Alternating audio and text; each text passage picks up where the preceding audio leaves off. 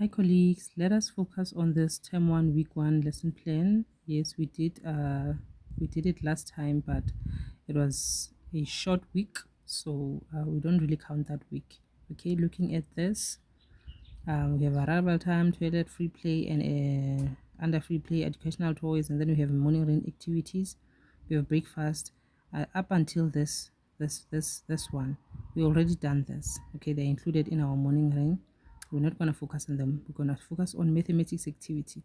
Another thing to bear in mind, colleague, your structure must have a whole group activity, small group activity, and under small group activity, teacher guided and independent. That's the structure. And then you can have your outdoor activities, you can have a storybook. Okay, so every time you look at your lesson plan, focus on that. Now we're starting with a whole group activity for the whole week. So here, whole group, the children are together. Okay, yes, before they can do anything else, here they're together, right? And then we are discussing about the number of children in the classroom because they're still young. We didn't yet count until that bigger number.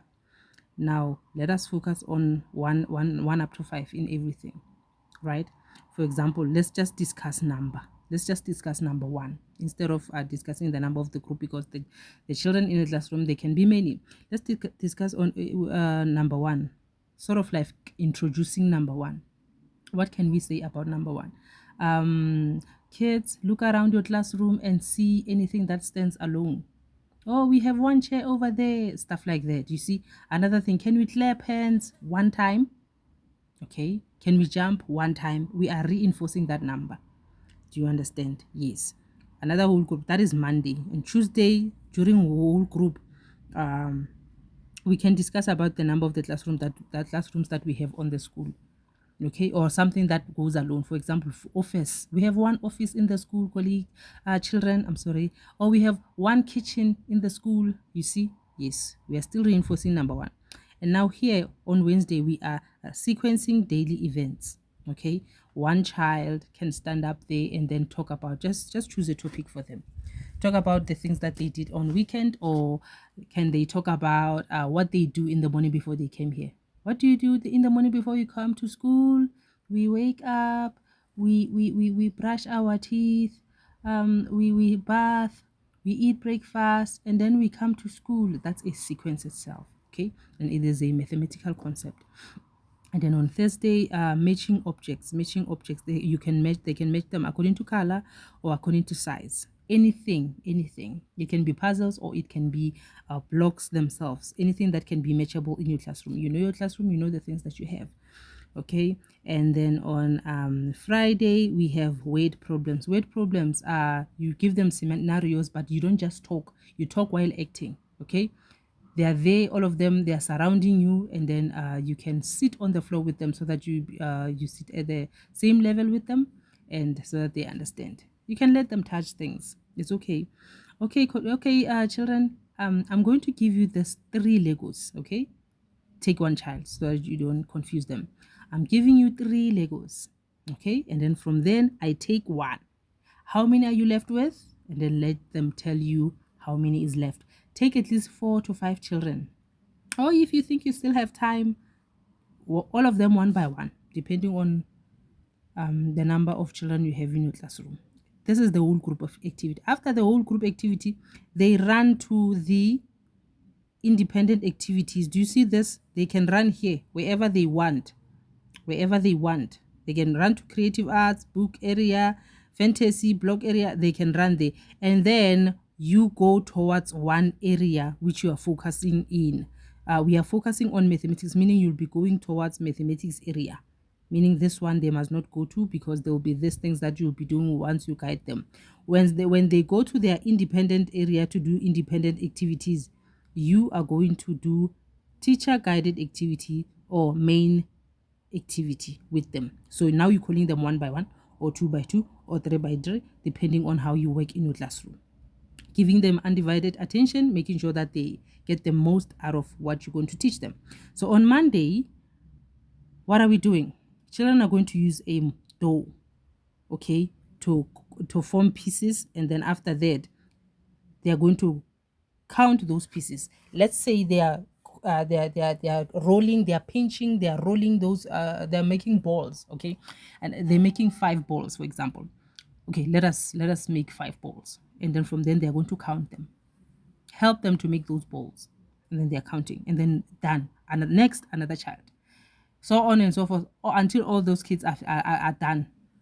They will be rotating, coming one by one and going back to their desirable places.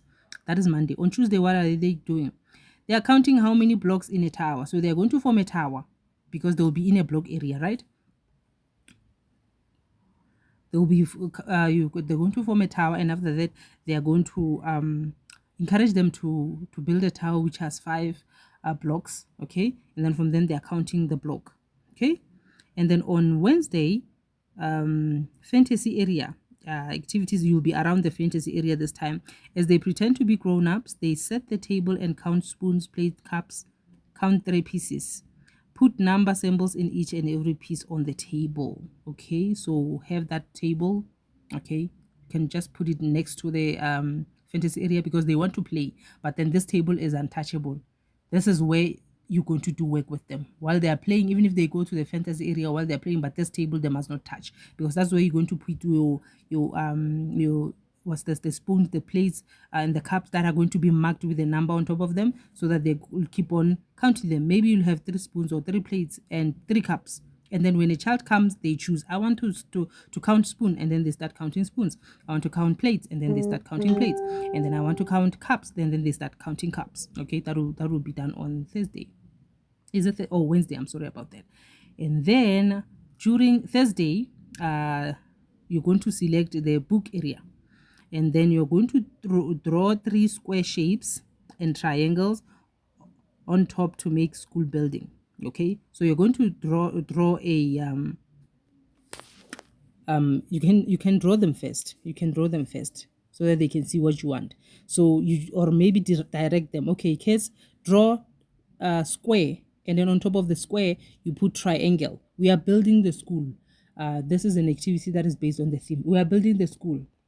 So meaning the shapes, we're using the shapes. We want a square, we want a triangle on top, we want other squares for windows, and then we want a rectangle for the door. Do you understand? Yes, exactly. So on Friday, you are selecting a creative area. What are you going to do there? Children finger paint art of their choice. Count how many color shades they used is okay. So you're going to put maybe 5 paints, 5 colors of paints, and then they're just going to make sure that you put small by small, put inside a, don't let them use the whole paint, they're going to mess things up. Okay, just look for small containers, right? Just put them there next to the table, and then they are going to do it. On this one you can put 3 children, okay, 3 children for those paints, and then they do whatever mess they want, and then they go away, and then you're going to refresh, because they will be mixed up, the colors won't be nice, and then meaning others won't do shapes that they desire. So you want to refresh, meaning you're going to clean that containers that have paint, and then pour another for the set for another group. Okay, yes. And then from then it's another activity like water break, and then now we're doing life skills. Looking at life skills, all group activities will be discussing. So a theme discussion booklet is needed here. So here we discuss about school, teachers, and principals. You remember what I said about the structure?